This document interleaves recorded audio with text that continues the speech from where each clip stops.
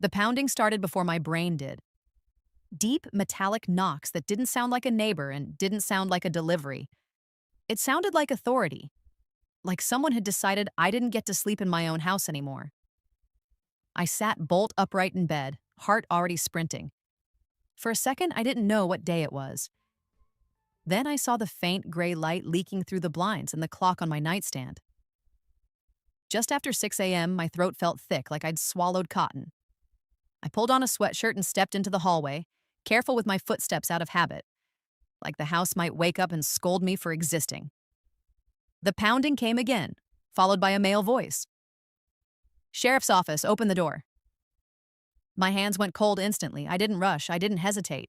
And I moved the way you move when you've learned that panic makes you sloppy, and sloppy becomes a story other people tell about you later.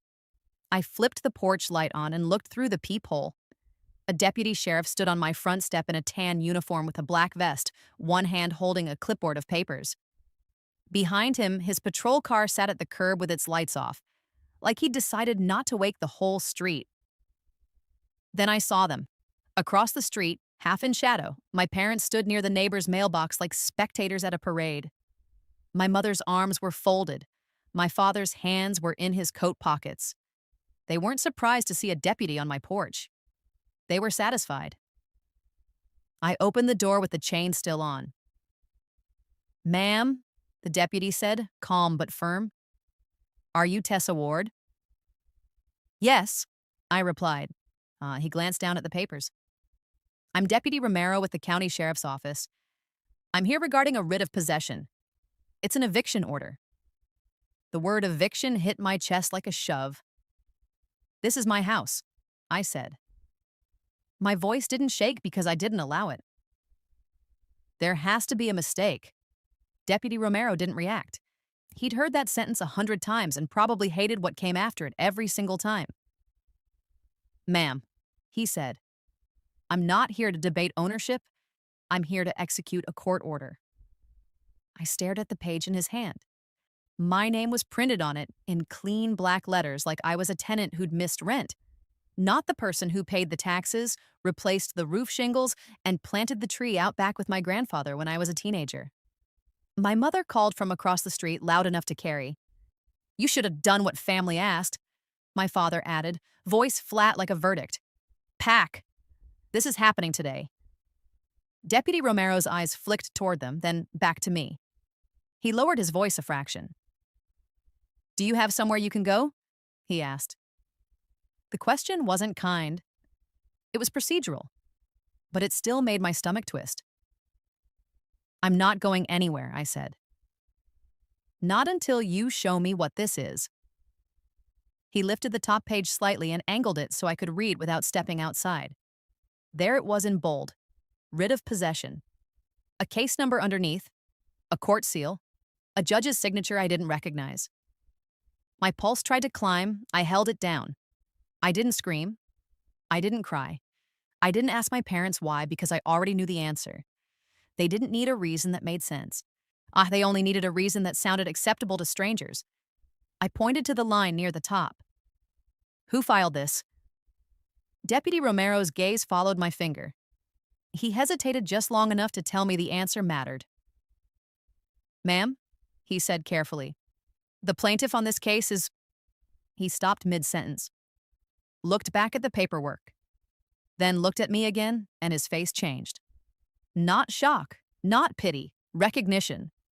Like someone had just realized the villain was standing in plain sight. He cleared his throat once and said, "It was filed by Diane Ward and Mark Ward." My parents didn't even pretend to be embarrassed. My mother's chin lifted like she was proud of the line being read out loud. I felt something go still inside me. A clean, cold stillness. Because if the plaintiff was my parents, that meant they hadn't just threatened me. Yeah, they'd gone into a courthouse and turned themselves into the story's reasonable side. And if there was a writ, it meant they'd already gotten a judgment. Without me. I kept my voice level. "When was this case filed?" Deputy Romero checked the page. "Judgment was entered last week." Last week. My mouth went dry. I'd been here last week. I'd gone to work, come home, watered the plants, slept in this bed. I hadn't been in court. I hadn't been served anything. No deputy at my door, no certified mail, no taped notice on my window. Where was I served? I asked. Deputy Romero looked down again, and this time his pause was heavier. He ran his thumb down a section, scanning. Service address listed is 128 Maple Terrace. I didn't answer because my brain was already refusing the reality. Maple Terrace was not my address. And it wasn't any address I'd had in my adult life. It was the little rental my parents had lived in 15 years ago before they moved up. The place with the cracked driveway and the mailbox that leaned like a tired tooth. A place I hadn't set foot in since high school. That's not my address, I said calmly. That's not where I live. Deputy Romero's jaw tightened slightly. He didn't say I know, he said, it's what's on the return of service. My mother called out again, sweeter now, like she was performing for the deputy. Oh, we tried to do this the easy way, Tessa. You forced us. I didn't look at her. I looked at Deputy Romero. Can you show me the return of service? I asked. He flipped a page back, careful. Ma'am, I can show you what I have. He angled it so I could read. A line stating service had been completed. A signature, signed a date, a time, and a description that made my skin go cold. Substitute service accepted by adult female occupant at Maple Terrace. Adult female occupant, Maple Terrace. My parents had used an address they controlled and claimed someone accepted papers on my behalf. I slowly looked across the street. My mother stared back at me with a calm, practiced face, like she'd already rehearsed how this day would go. And in that moment, I understood the real purpose of the eviction. It wasn't just to humiliate me, it was to rush me, force me to pack, leave, lose control of the house, make me too scattered to fight in time. Because if I didn't get a judge to stop this, a deputy sheriff would legally remove me from the home my grandfather left me. I swallowed once, keeping my voice low.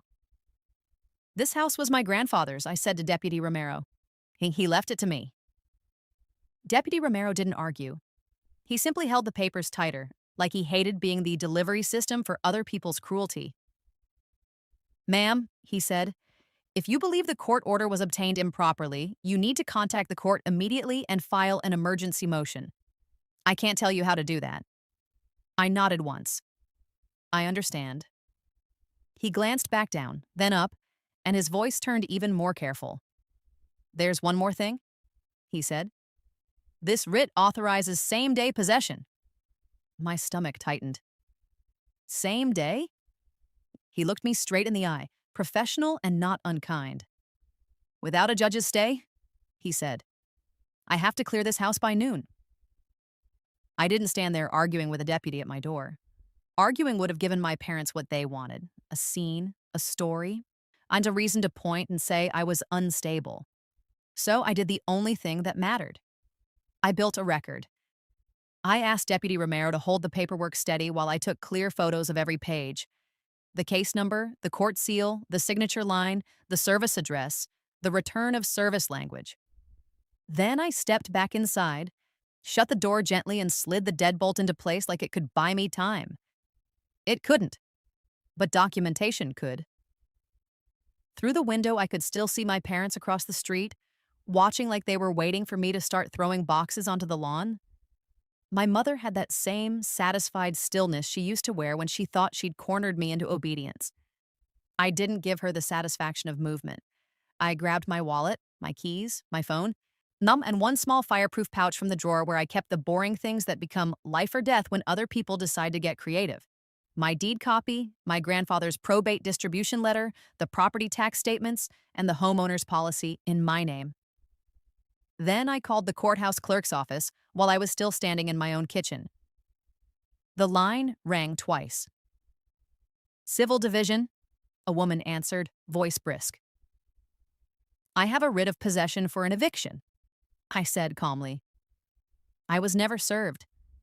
I need to know how to request an emergency stay and set aside a default. There was a pause. Keys clicking, the kind of pause that meant she'd pulled the case number, and was deciding how much mercy the system was willing to offer at 6 in the morning. "What's the case number?" she asked. I read it off the page. She typed again. Longer this time. Then her voice changed, just slightly less scripted. "Ma'am," she said, "this is an unlawful detainer filed by Mark and Diane Ward. Default judgment entered last week." "I was never served," I repeated. "The service address listed is Maple Terrace. That's not my address." Another pause. More keys. "I see the return," she said carefully. "It says substitute service accepted by an adult female occupant." "That would be my mother," I said, and my voice stayed even because if I let myself feel the rage, I'd lose time. "What do I do right now?" "You need to file an emergency motion to stay enforcement," she said, "and a motion to vacate the default." "How fast can that be heard?" I asked. She hesitated. "Depends on the judge's calendar." "It has to be heard today," I said. "No, the deputy says he has to clear the house by noon." The clerk exhaled quietly like she didn't like what she was about to say, but she was going to say it anyway. "Come to the courthouse as soon as we open," she said. "Bring identification and proof of your address. Bring any evidence you were not served. And if you have proof you own the property, bring that too." "I do," I said. "Okay," she replied. "And ma'am, don't delay. If the writ is executed, it becomes harder."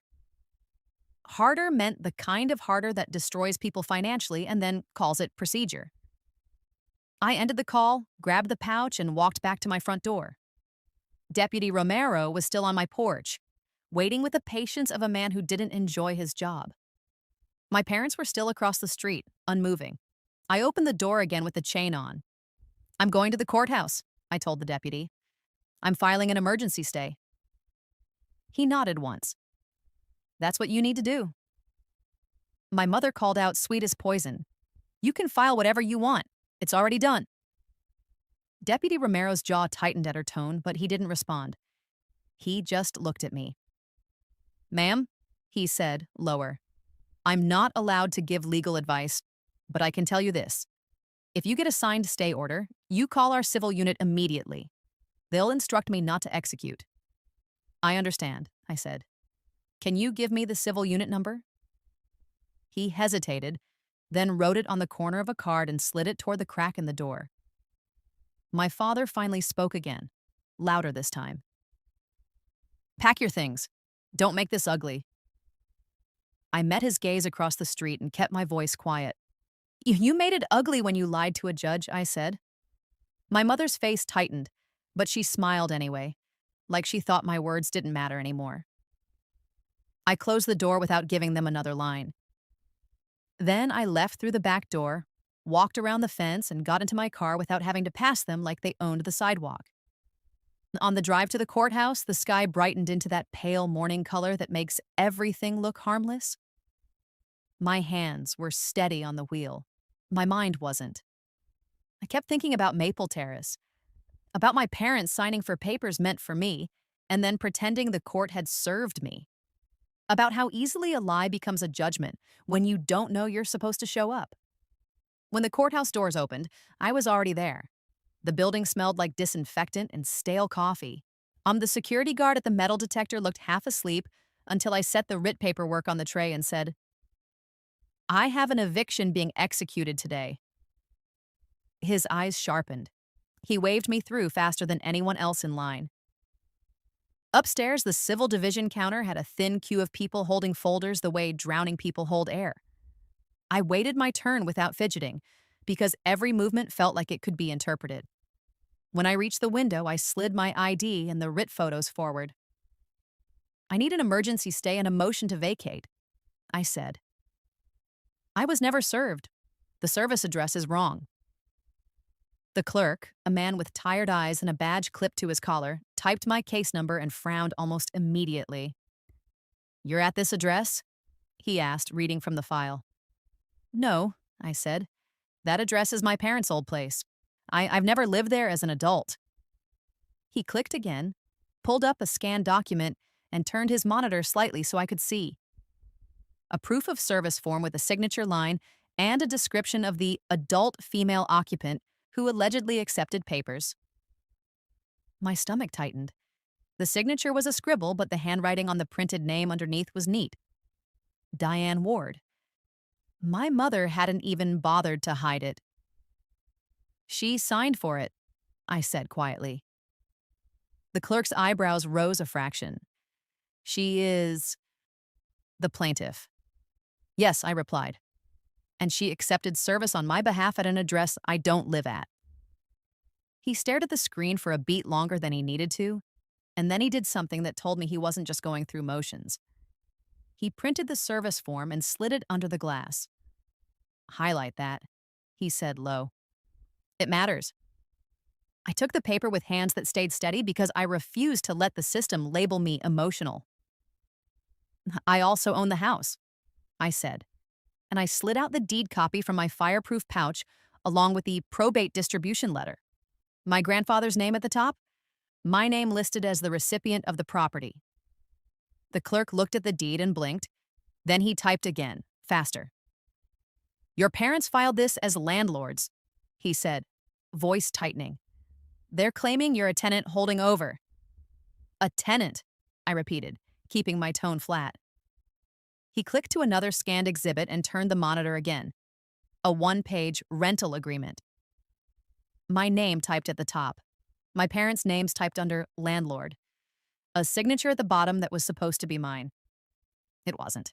When it looked like someone had tried to copy my handwriting from an old birthday card and got bored halfway through. They forged it, I said.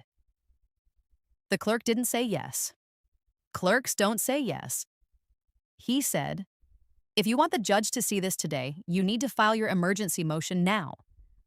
I can give you the forms and a hearing request slip. He handed me a packet through the slot, thick, stapled, still warm from the printer.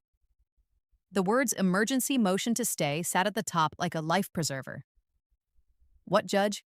I asked. He checked the docket. Judge Halprin is assigned. Can I get in front of her this morning? I said. He hesitated, then glanced over his shoulder toward an interior door that said, Judicial Assistant. I can try, he said, but you need to understand. I understand. I cut in gently. If I don't get a stay, a deputy clears my house by noon. The clerk nodded once, almost imperceptibly, and took my packet back for a stamp. The stamp came down hard. Thunk, ink, bleeding into paper. A sound that made it real. He slid the stamped motion back to me. Go to Department 14, he said. Ask the assistant for an emergency slot. I turned to leave, but he added quieter. Ms. Ward. I looked back. He nodded toward the deed in my hand. If that deed is recorded in your name, your parents' eviction case has a standing problem. Judges don't like standing problems. I didn't thank him like he'd done me a favor. I thanked him like he'd handed me a weapon I knew how to use. In the hallway outside Department 14, I sat on a wooden bench and filled out the motion with slow, clean handwriting. Not rushed, not shaky. Every line deliberate. And when I reached the section that asked for supporting evidence, I listed exactly what the record already showed. Wrong address. Plaintiff signed service. Forged lease. Recorded deed in my name. Then I stood and walked to the assistant's window and slid my packet under the glass. The assistant read the first page, then the second. Then her eyes stopped on the proof of service. Her face changed. Not dramatic. Just alert. She looked up at me. You're saying the plaintiff accepted service on behalf of the defendant? Yes, I said. She stared at me for a long second, then stood up without another word and disappeared through the door behind her. I waited, hands folded, breathing steady, listening to muffled voices inside the judge's chambers. When the door opened again, the assistant returned holding my packet like it was suddenly heavier. She leaned toward the window and spoke quietly. Judge Halprin will see you, she said. But I need to warn you, your parents attached one more document to their filing. And if it's what it looks like, this isn't just an eviction. My stomach tightened. What document? The assistant swallowed once. A deed, she said. A recorded deed that claims the house was transferred back to them. My body went cold, but my face stayed still. A deed, I repeated quietly. Transferred back to them. The assistant nodded once, eyes cautious. It's in the court file as an exhibit. You'll see it when you're in front of the judge. I didn't argue in the hallway. I didn't demand to see it through the glass like a frantic person. I simply nodded and said, "Yes, thank you." Then I followed her through the door into Department 14. The courtroom was smaller than the lobby below, dimmer, quieter, built for decisions that ruin people politely. A few attorneys sat scattered in the benches with laptops open. A man in a wrinkled suit stared at his hands like he was waiting to be punished. And then I saw my parents. They were seated near the front with a lawyer beside them. A man with silver hair and a calm posture, the kind of attorney people hire when they want the court to assume they're the reasonable ones. My mother wore a soft cardigan and a concerned expression like she'd come to rescue me from myself. My father stared straight ahead, jaw set. They didn't look nervous. They looked prepared. When my mother spotted me, she gave a small, sad smile, like she was about to perform compassion, and I didn't return it. The bailiff called the case number, and we approached the tables. Judge Halprin took the bench and immediately looked down at the file with a frown that told me she'd already seen something she didn't like. "Good morning," she said. "We have an emergency motion to stay enforcement of a writ of possession. Ms. Ward, you're the defendant?" "Yes, Your Honor," I replied. "And you're appearing without counsel today?" "Yes." Her gaze flicked briefly to my parents' attorney. "Counsel?" "Lawrence Pike for the plaintiffs, Your Honor." Judge Halprin nodded, then looked back at me. "Ms. Ward, you understand the writ authorizes possession today?" "Yes," I said. The deputy said noon. Judge Halprin didn't react to the emotion of that. She reacted to the procedure. And tell me why I should issue an emergency stay. I slid my packet forward, hands steady. Because I was never properly served. The proof of service shows the plaintiff accepted substitute service at an address I do not live at. The address is not mine. And the plaintiff signed the service form. Judge Halprin's eyes narrowed slightly. Plaintiff signed the service form. "Yes," I said. Mr. Pike smiled faintly, like he was about to explain away a technicality. Judge Halprin looked at him. "Counsel, is that accurate?" Mr. Pike stood, voice smooth. "Your Honor, service was completed according to statute. Substitute service is permitted. The occupant accepted." Judge Halprin lifted a hand. "Don't recite statute at me. Answer the question. Did your client sign as the adult female occupant who accepted substitute service?" Mr. Pike hesitated. I then chose his words carefully. "Yes, Your Honor. Mrs. Ward accepted service at the address listed in the complaint as Ms. Ward's last known address." Judge Halprin's gaze snapped back to me. "Is Maple Terrace your last known address?" "No," I said. "I have not lived there as an adult. My driver's license, tax bills, and utility bills reflect my current address." I slid my ID and a recent utility bill forward. Judge Halprin scanned them quickly. Then she looked at my mother. "Mrs. Ward," she said, "why did you accept service on behalf of the defendant at an address that is not her residence?" My mother's lips trembled into a practiced sorrow.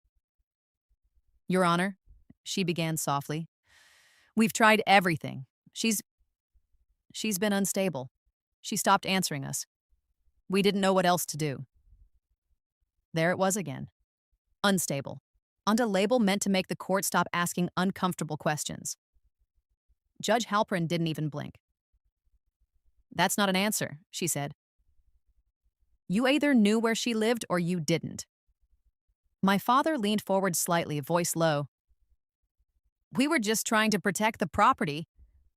Judge Halprin's eyes stayed sharp. "Protect it from whom?" My father didn't answer. My mother lowered her gaze like a saint. Mr. Pike stepped in fast. Your Honor, the plaintiffs own the home. They had to recover possession. The defendant has been refusing to leave. Judge Halprin's gaze turned to him. I've reviewed the exhibits, she said, and her tone tightened. One of them is a deed. My throat tightened. Judge Halprin lifted a single page from the file and held it up.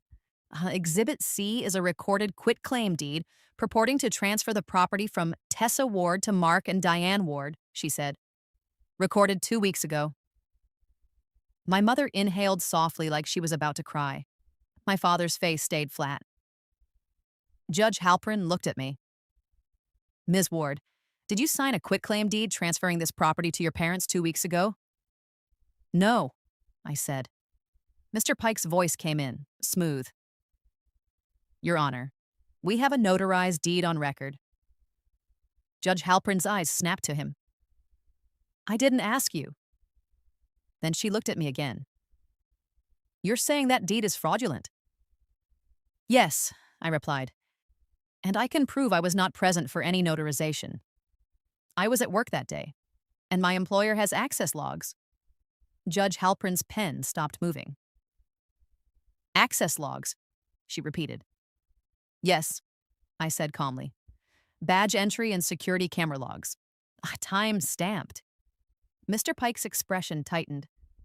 Your Honor, this is turning into a title dispute. Probate matters belong in a different department.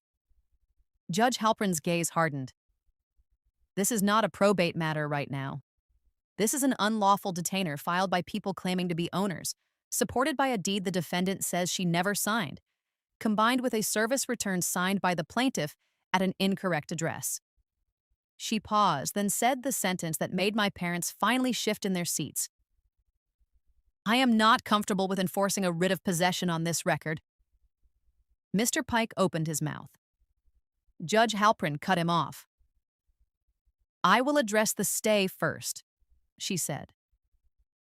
Ms. Ward, do you have proof of current recorded ownership in your name? Yes, I said. I pulled out the recorder's office printout I'd requested that morning from the clerk downstairs. My property record summary, stamped. Judge Halprin took it, scanned, and her eyebrows rose slightly. It shows the property was distributed to you through your grandfather's estate, she said, reading. Recorded last year. Then it shows a quitclaim deed 2 weeks ago transferring it to your parents. She looked at me again. And you're denying you signed that quitclaim? Yes. Judge Halprin leaned back slightly and stared at the deed exhibit. Then she looked at the notary block at the bottom. Her eyes narrowed. Mr. Pike didn't notice fast enough. My parents did. My mother's shoulders went rigid. Judge Halprin tapped the notary commission number with her pen. Counsel, she said. Whose notary is this? Mr. Pike blinked. Your Honor? Whose notary? Judge Halprin repeated, sharper. Mr. Pike glanced down. It appears to be a notary named Carla Mendez. Judge Halprin looked at my father. Mr. Ward, she said, do you know Carla Mendez? My father's mouth opened, then closed. My mother answered for him, voice thin. She's a friend. Judge Halprin's gaze stayed fixed. A friend who notarized a deed transferring your daughter's inherited home to you 2 weeks ago. Mr. Pike tried again, urgency creeping in. Your Honor, the deed is recorded. It's presumptively valid. Judge Halprin didn't blink. Presumptively valid is not immune. She turned to the bailiff. I'm issuing an emergency stay of the writ of possession, she said. Effective immediately. Notify the sheriff's civil unit. My lungs loosened in a quiet, controlled exhale. Judge Halprin continued, voice crisp. This is stayed pending a hearing on the motion to vacate default and a referral for potential fraud regarding the deed. My mother's face tightened. Your Honor. Judge Halprin looked at her. Stop, she said. You don't get to speak now. Then the judge looked at me again. Ms. Ward, she said, I need you to understand something. If this deed is fraudulent, you need more than an eviction stay. You need to protect the title immediately. I know, I said. Judge Halpern nodded. Good, because I'm ordering that the county recorder be notified of a potential fraudulent conveyance. Mr. Pike's face went pale, and then Judge Halpern added, calm but final, and I want the notary to appear, in person, with her journal. My parents went still. My mother's eyes widened slightly. My father's jaw tightened so hard a muscle jumped. Because a notary journal isn't a story. It's timestamps, signatures, IDs, thumbprints in some states. It's evidence. Judge Halpern set the file down. Hearing set for tomorrow morning, she said. Ms. Ward, bring your employment access logs. Plaintiffs will bring the notary and the original deed. If anyone fails to appear, there will be consequences. My mother's lips parted, and for the first time, the concerned mask looked like what it was. Fear. As the judge stepped down, the bailiff handed Mr. Pike the stay order to distribute. I took my copy and walked out without looking at my parents. In the hallway, my phone buzzed with an incoming call. Deputy Romero. I answered immediately. I got the stay, I said. His relief was audible. Copy that, he replied. You text me a photo of the signed order. I'll notify civil and we'll stand down. I'm sending it now, I said. I snapped a clear photo and sent it. Then, as I turned toward the stairs, I heard my mother's voice behind me. Low, urgent, no longer sweet. You think this ends it, she hissed. You don't understand what you just started. I didn't turn around, because I did understand. If the deed was fake, this wasn't about an eviction anymore. This was about how far my parents were willing to go to steal a dead man's gift from their own daughter. And tomorrow, with that notary journal on a courtroom table, we were going to find out. I didn't go home alone. Not because I was afraid to be in my own house, but because I was done letting my parents control the environment. After I texted Deputy Romero the stay order photo, I called the sheriff's civil unit number he'd written for me earlier and asked them to confirm they'd received the stay. The dispatcher's voice was short, neutral. Yes, ma'am. We have the stay on file. Enforcement is suspended. Then I did the next thing quietly without asking anyone's permission. I drove straight to the county recorder's office. It was still early, and the waiting room smelled like paper and stale air conditioning. People sat in plastic chairs holding marriage certificates, lien releases, property tax bills. No drama, just administration. I took a number and waited. When my number was called, I stepped to the counter and slid my ID and the recorder printout forward. My grandfather's estate distribution deed, and the newer quitclaim deed that supposedly transferred the property back to my parents. Now, I need to place a fraud alert on my property record, I said. A judge issued a stay today and referred the deed for potential fraud. The clerk behind the counter, mid-30s, hair pulled back, eyes sharp, looked at the deed number and typed. Her expression changed almost immediately. Ma'am, she said, this quitclaim was recorded 2 weeks ago. Yes. And it was submitted in person, she said, eyes scanning the intake notes, with a notary acknowledgement attached. I kept my voice calm. I did not sign it. A judge ordered the notary to appear with her journal tomorrow. The clerk didn't respond with sympathy. She responded with procedure. Do you have the case number? She asked. I gave it to her. She typed it into a notes field and printed a small form. Fill this out.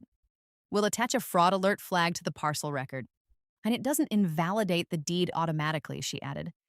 But it places a public notice that the conveyance is disputed. And it can trigger additional verification if someone tries to record more documents. That was exactly what I needed. I signed the form in my normal signature, slow, clean, and slid it back. The clerk stamped it and added it to the file. Then she did something that made my stomach tighten again. She clicked into the deed's digital image and zoomed in on the notary block. Can I ask you a question? She said, careful. Yes. She tapped the screen with her pen. Do you know why the notary's commission number looks odd? My throat tightened. Odd how? She rotated the monitor slightly so I could see. The commission number had one digit crossed out and rewritten. A tiny correction. Now almost invisible unless you were trained to notice intake problems. That correction should have triggered a rejection, she said quietly. But it didn't. It went through. I stared at the screen and felt my anger sharpen into focus. A crossed out digit in a legal acknowledgement isn't a typo. It's an opening. Can you print that image? I asked. She nodded once. Yes, and I'll print the intake metadata too. When she handed me the pages, they were warm and official. Exactly what my parents couldn't argue with later. I left the recorder's office with the fraud alert confirmation in my bag and drove home, my mind running like a clean machine. If the deed was forged, there were only a few ways it could have been recorded: a notary who lied, a signature that wasn't mine, an ID that was fake or stolen. I didn't someone who believed I wouldn't fight because I'd be too shocked to move. When I pulled into my driveway, my house looked normal. Quiet, sun on the siding, porch light off. But my parents' car was parked across the street again. They were still watching. I didn't give them the show they wanted. I walked into my house, locked the door, and went straight to the kitchen table. Then I did what they never expected me to do. I called my employer. Not to complain, not to cry, to request logs. My company's security office answered on the second ring. "Security," a man said. "This is Tessa Ward," I replied. "I need badge access logs for 2 weeks ago, specifically the entire day of the 13th. There was a pause. "Why?" "Because a deed was filed claiming I signed it in front of a notary that day," I said calmly. "And I need to document where I was." The tone on the other end shifted instantly. "Understood," he said. "I'll need an email request and a case number if there's one." "I have one," I replied, and I gave it to him. He didn't ask if I was okay. He didn't need to. He said, "We'll pull badge entries and parking gate logs. If the cameras still have footage, we'll preserve it." Preserve. That word felt like protection. When I ended the call, I looked out my front window again. My mother was on the sidewalk now, phone pressed to her ear, pacing like she was trying to contain impatience. My father stood with his arms crossed, staring at my house like it owed him an apology. Then my doorbell rang. Once. And when I didn't answer, it rang again. I didn't move toward the door. I moved toward my phone. I opened my camera app and started recording, holding it low, capturing the timestamp and the sound. Then I walked to the door and spoke through it without unlocking anything. "Yes." My mother's voice came sharp through the wood. "Open the door." "No," I replied. My father's voice followed, controlled. "We're here to resolve this. Like family." I kept my tone flat. "You filed an eviction against me. You forged a lease. You recorded a deed. That's not family, that's fraud." My mother's voice rose. "How dare you?" I didn't answer that. I asked a question instead. "Why did you do it?" Silence. Then my father spoke, voice low and cold. "Because Grandpa promised the house would stay in the family," he said. "And you were making decisions we didn't approve." I felt my jaw tighten. "I am the family," I said. My mother snapped, "You're ungrateful. That man would have wanted us to have it." I breathed in slowly. "He didn't," I said. "That's why the deed is in my name." My father's voice dropped even lower, like he was offering a warning. "Tomorrow the notary will say you signed." I didn't flinch. "Then tomorrow she'll produce her journal," I said, "and it will show what she claims she verified." My mother's voice turned sweet again. Too sweet. "You don't want to ruin lives over paperwork, Tessa?" That line told me everything. They weren't afraid of losing the house. They were afraid of what the paper trail would reveal about how they tried to take it. I kept my voice quiet. You already chose to ruin this, I said. I'm just making sure it's recorded correctly. Then I ended the conversation the same way I ended every conversation, with people trying to manipulate the moment. I stopped speaking. Outside, I heard my mother inhale hard, then exhale with forced calm. Fine, she said through the door. See you in court. Their footsteps moved away. I didn't stop recording until I heard their car door shut. An hour later, my email pinged. From my employer's security office. Subject: Badge access logs, Tessa Ward, requested. Date: I opened the attachment. And there it was in black and white. Entry time, exit time, internal door access, parking gate. The log showed me entering the building that morning and not leaving until after 6 p.m. No gap. No time to drive across town, sign a deed, and come back unnoticed. Then another email arrived. This one from the county recorder clerk. On subject: Fraud alert confirmation. Parcel record attached. The official fraud alert placement notice and the printed image showing the corrected notary commission number. I stacked the documents on my table like I was building a wall, because tomorrow wasn't going to be about what my parents claimed. It was going to be about what the notary's journal could survive. And right before I closed my laptop, my phone buzzed with a text from an unknown number. One sentence. If you show up tomorrow, you'll lose more than a house. My skin went cold. Not because I was scared, because threats meant they knew what was coming, and they didn't think they could stop it cleanly. I didn't reply to the unknown number. I screenshotted the threat, saved it to a folder labeled with the case number, and forwarded it to myself with the subject line: Threat received night before hearing. Then I did the simplest, most important thing. I went to sleep. Not peacefully, not easily. But I forced my body to rest because exhaustion makes you careless. And my parents had built their entire plan around me being too tired, too shocked, too alone to fight.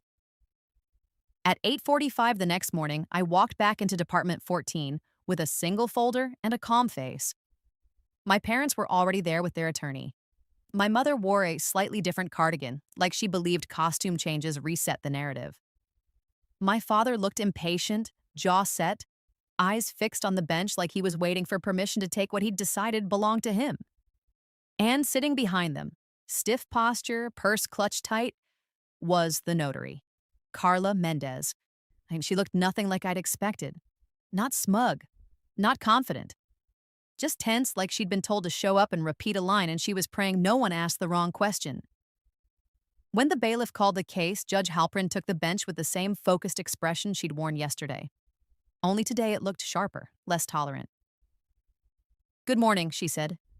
We are here on the defendant's motion to vacate default and the court's concern regarding a recorded quitclaim deed submitted as an exhibit. She looked directly at my parents' attorney. Counsel, do you have the original deed? Mr. Pike stood. Yes, Your Honor. He held up a manila envelope like it was holy. Judge Halprin turned her gaze to the notary. Ms. Mendez, she said, you are a commissioned notary public in this state. Yes, Your Honor, Carla answered, voice thin. And you notarized a deed transferring property from Tessa Ward to Mark and Diane Ward on the 13th, the judge said, correct? Carla swallowed. Yes. Judge Halprin's voice stayed calm. Then you will produce your notary journal. Carla hesitated for half a heartbeat. Mr. Pike spoke quickly. Your Honor, the notarization was performed properly. The acknowledgement is complete. The journal is not necessary. Judge Halprin looked at him like he'd suggested she ignore gravity. Sit down, she said. Mr. Pike sat. Judge Halprin kept her eyes on Carla. Journal, now! Carla's hands shook as she opened her purse. She pulled out a small black book, hardcover, worn edges, and held it like it weighed 10 pounds. She walked it up to the clerk, who handed it to the bailiff, who carried it to the judge. Judge Halprin flipped it open, and the room went quiet in that way that makes every swallow sound loud. Judge Halprin ran a finger down the entries, then stopped. She looked up. Ms. Mendez, she said evenly, Please tell the court what identification you verified for Tessa Ward on the 13th. Carla blinked fast. Her driver's license. Judge Halpern looked back down. Your journal entry lists a driver's license number ending in 931. My stomach tightened. My license didn't end in 931. Judge Halpern lifted her eyes again. Ms. Ward, she said to me, what are the last 3 digits of your driver's license number? I answered without hesitation. 617. Judge Halpern nodded once. Then she looked at Carla, and the calm in her voice became something else.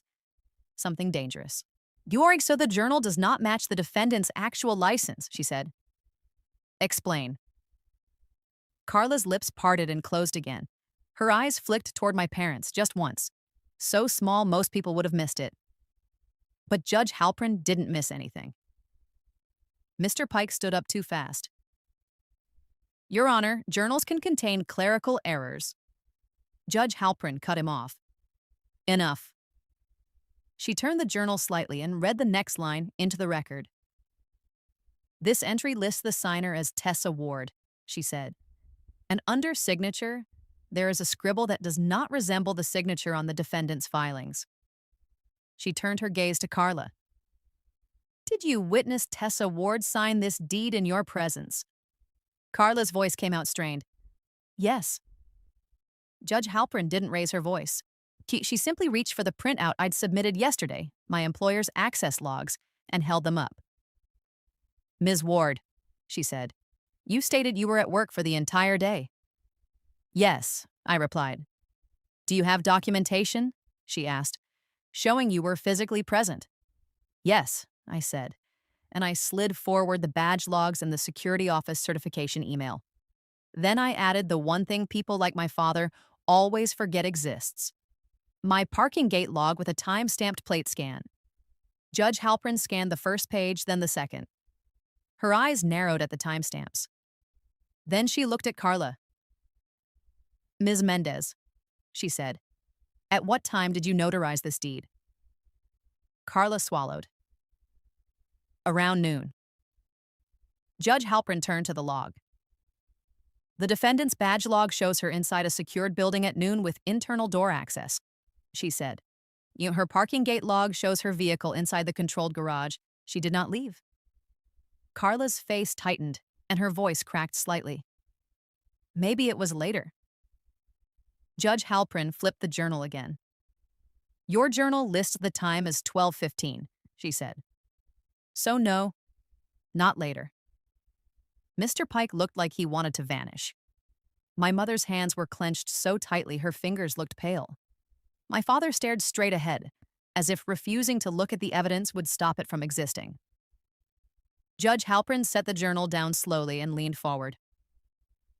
Ms. Mendez, she said, are you familiar with the consequences of notarizing a signature you did not witness? Carla's eyes filled with panic. Yes. Then I'm going to ask you one last time, Judge Halpern said. Did you witness Tessa Ward sign this deed? Carla's mouth trembled, and her eyes darted again to my parents. My mother shook her head slightly, tiny, desperate. My father didn't move at all. Carla exhaled a shaky breath, and when she spoke, the lie finally collapsed under its own weight. No, she whispered. I didn't. The courtroom didn't explode. It just reset. Like truth had flipped a switch and everything in the room was now on a different circuit. Judge Halpern's voice turned cold and precise. Thank you, she said. That is all.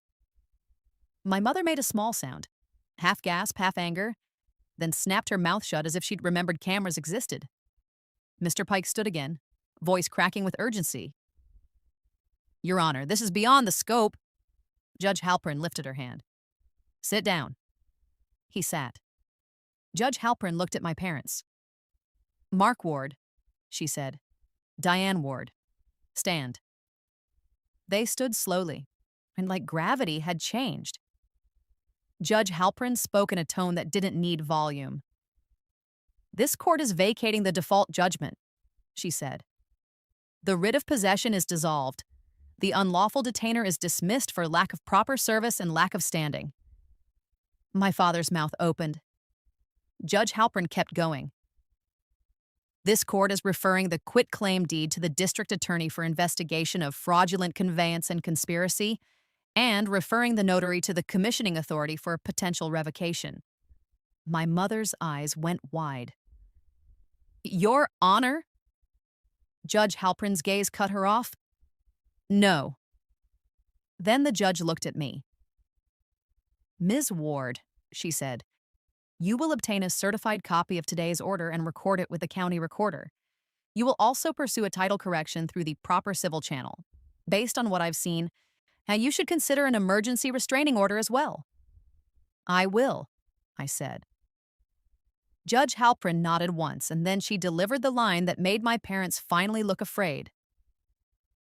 And if either plaintiff attempts any further action to remove you from that property, contact law enforcement immediately. This court's orders are not suggestions. The hearing ended with paperwork, stamps, and the kind of silence that only comes after people realize the system is no longer on their side. Outside the courtroom, my parents didn't approach me. They couldn't. Mr. Pike avoided my eyes entirely, speaking to them in quick, low sentences like he was trying to get them out of the building before someone decided to detain them. Carla Mendez walked out the other direction, face pale, clutching her purse like it was a life raft. And I went straight downstairs to the clerk's office and asked for certified copies. The stamp came down hard, thunk, again and again. Certified, certified, certified. Then I drove directly to the county recorder's office and recorded the judge's order against the parcel record, attaching it to the fraud alert already in place. The clerk who'd helped me yesterday didn't smile. She just nodded once when she saw the judge's signature, like she'd been waiting for the paperwork to catch up. On my way out, my phone buzzed again. Unknown number. This time it was one line, shorter than the last. Forget it. I screenshotted it anyway. Because people like my parents don't stop because they grow a conscience. They stop because the doors close. Over the next few weeks, I watched the consequences unfold without chasing them. The other recorder's office confirmed the deed was flagged and subject to investigation. The notary's commission went under review. My employer's security office preserved footage of me entering the building that morning and never leaving. The sheriff's civil unit added the stay and dismissal order to their system, so no one could show up at 6 a.m. with papers and pretend it was routine. And my parents, people who'd spent my whole life telling me the family name mattered, couldn't look me in the eye without seeing their own signatures on a lie. They never apologized.